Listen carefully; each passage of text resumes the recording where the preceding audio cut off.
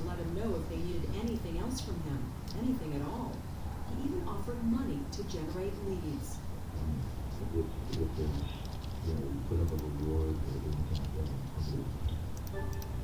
Again, once we get to the point where we've exhausted all of our investigative leads, that's another step we would take. Because obviously money can prompt people to do particular things. At the hospital, doctors were optimistic about Nancy's condition. She was still in intensive care, but making progress. There was every reason to believe that she'd be able to tell her own story in a day or two. Coming up. I shoved my person to his chest and I said, Jesus saved me. Nancy's dramatic story. Exactly what did she remember about that night? I did look him in the face and I did look him in the eyes. No pity, no emotion. He looked intent on doing what he came to do. Many abused and neglected animals are hungry and need help right now. Many animals are starving, wondering if food will ever come, with the unbearable pain that comes with that, and they need our help. There are animals that have no idea when their next meal will come. They can't even remember when their last meal was. And they are moments from that. So I'm here to ask you, will you open your heart to help an animal who's hungry? Go online, call, or simply scan this code and donate just $19 a month. You'll help feed a hungry animal. That's just 63 cents a day to fill their empty bowl and show them the love in your heart. There are empty bowls that are sitting there waiting to be filled. You can tell that these dogs are so weak from hunger. They've known no other life but a life of suffering. No animal should have to go hungry. And with your support today, you will help feed a hungry animal. You can fill their bowl, but you have to make your urgent life-saving gift today. Do it now, and we'll send you this welcome kit and this Animal Champion t-shirt to thank you for helping an animal today. There's always an empty bowl on the ground that should have food in it. And it's very clear from the appearance of these dogs that that bowl hasn't had food in it for a long time. We urgently need 3,000 new donors in the next 30 days. Please say you'll be one of them by signing up today. Thousands of lives are on the line, so please visit joinaspca.org. Call this toll-free number or scan the code on your screen with your support for the animals today. It's only 63 cents a day to help rescue animals who are suffering. Many can't wait much longer. So please join in the next 10 minutes. And if you do, we'll send you this free welcome kit, including our member magazine, photo of an animal who's been rescued, and this limited edition Animal Champion t-shirt. With your support today, you will help feed a hungry animal. You'll fill their empty bowl and you'll show them the love in your heart. The animals are dependent on you, and many can't wait another day. It's only 63 cents a day. Please go online, call, or scan before it's too late. No animal should ever go hungry, and I know you agree. Please make this the moment that you say, I won't stand by while they suffer. Help fill their bowl too. Go online, call, or scan this code right now.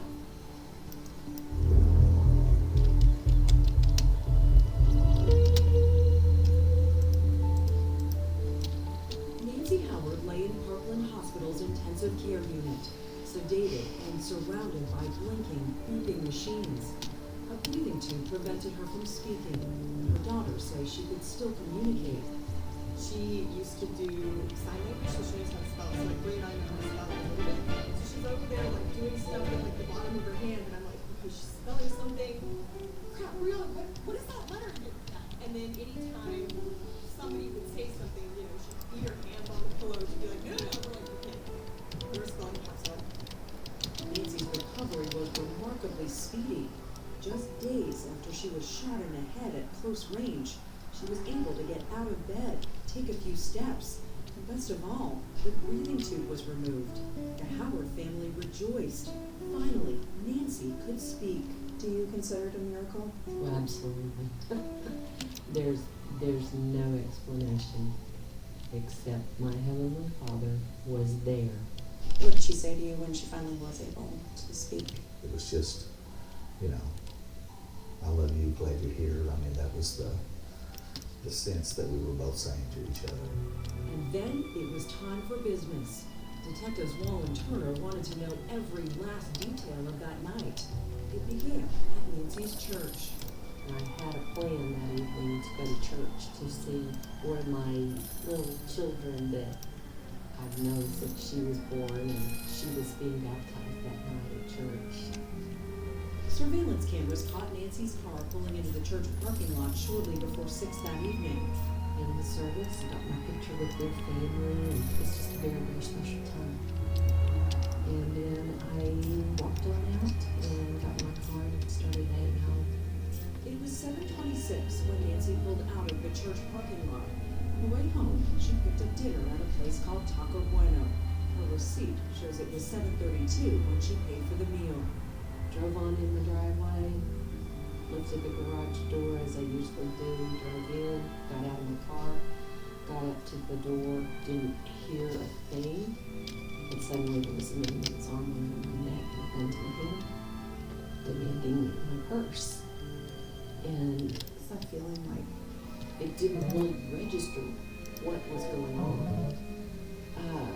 So much so that I guess I didn't have quite enough fear, I don't know, because I wrestled away from him and turned and faced him and realized this is for real. This guy's got a gun robbing me. And he demanded again my purse, and I had my purse on this shoulder and my Taco Bueno bag, and so I gave him my Taco Bueno bag.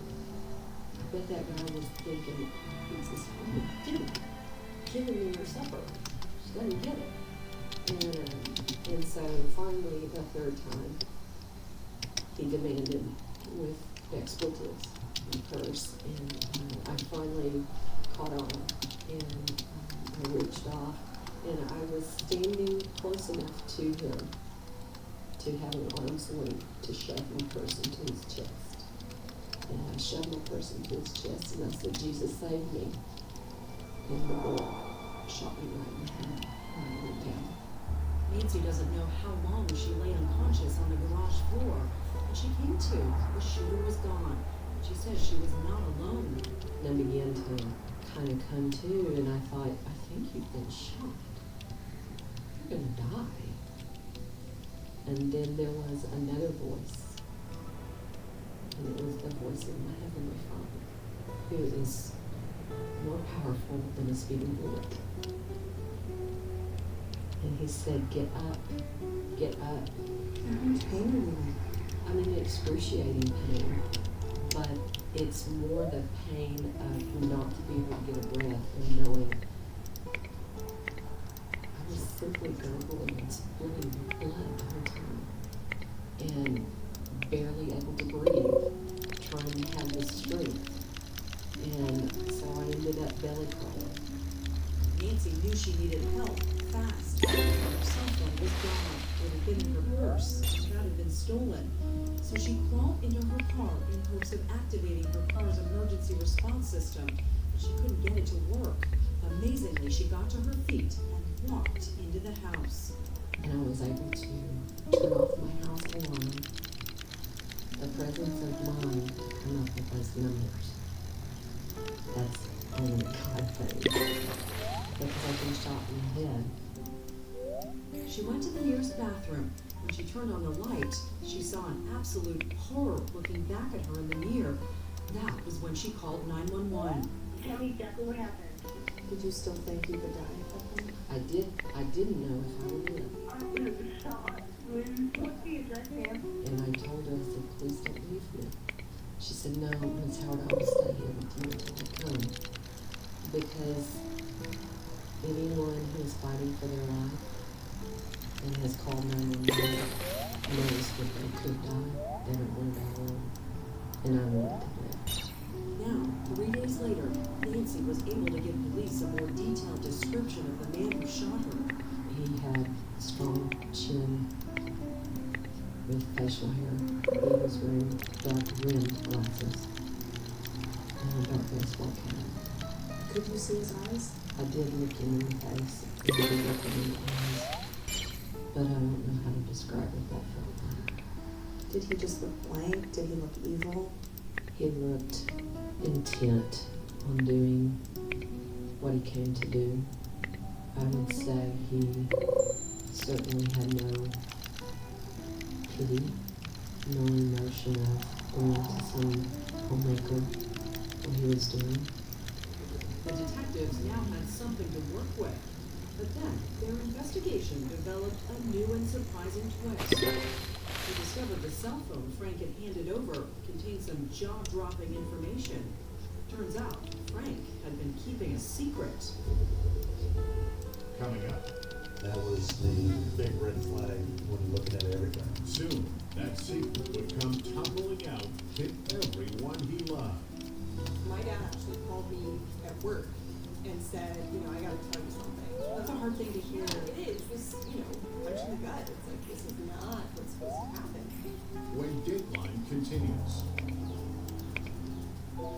At Consumer Cellular, we pride ourselves on getting you the exact same nationwide coverage as the leading carriers for up to half the cost. But don't worry, we've got a lot more than that going for us. Like this beautiful store in Arizona, for example. It's the perfect place for me to tell you a little bit more about our phones and how they can become you name it, we're not done. We have the top smartphones from all the major companies. If it's state-of-the-art cameras you want with space-age metal housing, we got it. If you want a smartphone with lots of bells and whistles but won't break the bank, we've got that too. We even have flip phones like the Iris Flip. For someone that doesn't do all that mumbo-jumbo and just wants something simple. And now, we even have watches. We do.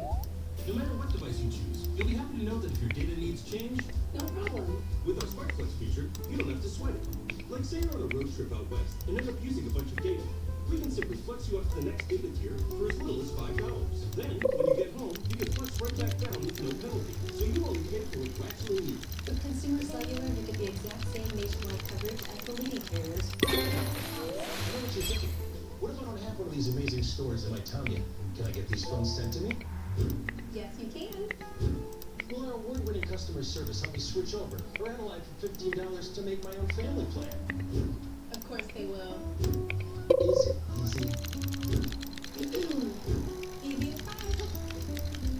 See that tower out there? It's a beauty.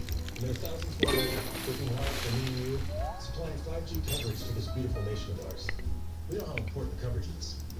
That's why we offer a risk-free guarantee. If you're not satisfied within 30 days of activation, you can pay nothing. Oh, look. Plus, new customers can save $25 when they switch today. Call 1-800-376-7605 or visit consumercellular.com to switch today.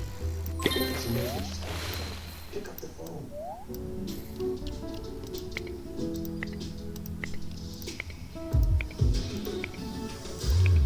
Yours to land.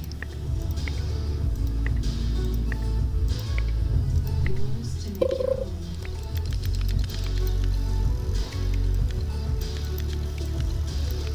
Jewelry you love.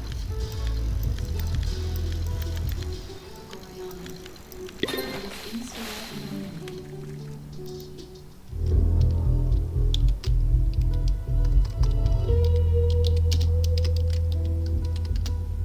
The investigation into Nancy Howard's shooting was still in its early stages when detectives made a surprising discovery. Remember, Frank had given them his cell phone. Would you have a problem if we ran analysis on your cell phone? When they examined that phone, they realized Frank wasn't the devoted husband he appeared to be. Nancy's husband had been having an affair. We noticed on his cell phone that there were several text messages to a contact in his phone, which was identified as S. Tahoe Sale. Those text messages, it was clear from the content of those messages that Frank was involved in an extramarital affair. There was more. Photos that showed Frank with the other woman. there was photos on his phone of Frank and this female that we believe to be the person that was sending those text messages back and forth with Frank. The detectives asked the FBI to find out more about Frank's mistress. They learned she was a 40-something mother of 2 teenage daughters. Her name, Suzanne Leontief. We're able to speak with Suzanne and confirm that Frank was in fact with her on the night Nancy was shot. He originally told us he was in California in business. Then that was a big red flag when you're looking at everything. We got to take a harder look at Frank and what's going on with Frank, because he didn't mention anything about this mistress. The detectives wanted to know if Frank had any more secrets they should know about, so they decided to interview his children. We had no idea that they were looking at my dad so seriously until, we got in that room and they just kept hounding on my dad. And it was like, this line of questioning is concerning. It would just started telling you something's not right. And we think that before you talk to him anymore, Dad, you need to talk to a lawyer. Why would they say that? Because they've seen shows like they on DC, so that's what they always tell you to do. They always suspect the husband, so you'll get a lawyer. Though Frank says that at the time, he didn't think innocent people needed lawyers, he hired one anyway.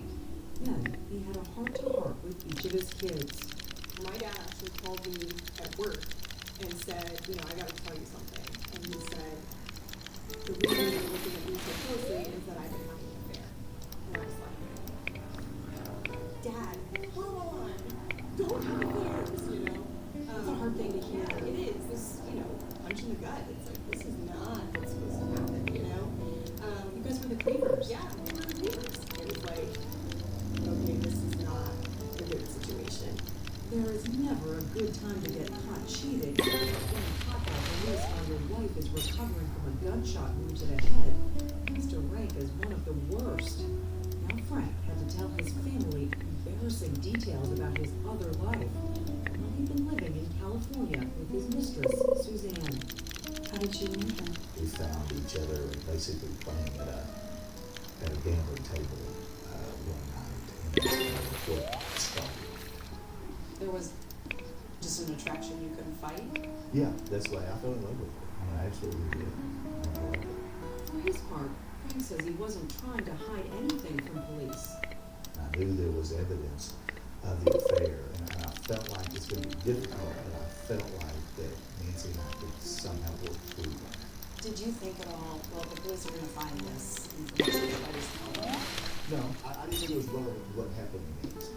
That's why I didn't think that way. I don't, it never dawned on me to make that connection. Frank knew he had to tell Nancy about the affair before the police did. But because he was now considered a suspect, the cops had asked the hospital to keep him away from Nancy. Now, one of the most delicate conversations of Frank and Nancy's married life had to happen on the phone. He was just broken heart weeping, to the point that I just almost couldn't even understand him. A lot of crying, a lot of apologizing, telling her that I'm sorry about the affair, and that I'm gonna make it right, and I'm gonna do, whatever I can do, and I'm gonna do that. I was dumbfounded, really. I was just dumbfounded. I'm like, really? And I think there was a side of me that I didn't really know. Nancy had never thought of Frank as the philandering type, but in hindsight, she felt the relationship changed in 2009, the year Frank went to work for that rich client, a defense contractor named Richard Raley. Raley had made millions during the Iraq War, trucking supplies to the troops.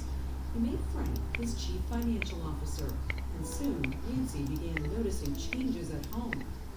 It increased our lifestyle. I did. We were able to do more things, but it did begin to interfere. How did it change your marriage? How did it make it more difficult? There was a lot of travel, and we became empty nesters that year. I really missed my kids.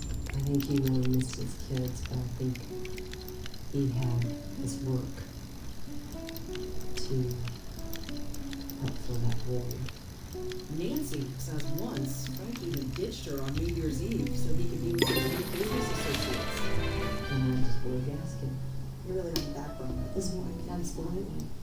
And I said, okay, I'm going to counseling. Because if we don't get into counseling, we'll lose our marriage. Did you agree to go? And I came up for a little while and determined that I didn't feel that it was doing any good. Now, as she recovered in the hospital, it was obvious to Nancy why Frank hadn't been interested in saving their marriage. Her husband was in love with somebody else. I said, where did you meet her? And he told me. I said, how long has it been? He told me. 3 years, Frank told her. 3 years of lying. 3 years of living a double life. One in Texas, one in California. Frank wasn't proud of it. You're a preacher's son. You know better than that. Sure, it was very wrong. You know, and I know it now, I knew it then. I mean, I knew it going through it. It was just trying to figure out, you know, how to deal with it. While most men try to keep their indiscretions private, Frank Howard's dirty laundry was now part of a criminal investigation. But the detectives say they were determined to keep an open mind. I think I told Michael, let's not get tunnel vision on this just because he's got a girlfriend. You know, let's make sure we look outside and not just key on that as a possible motive or reason for the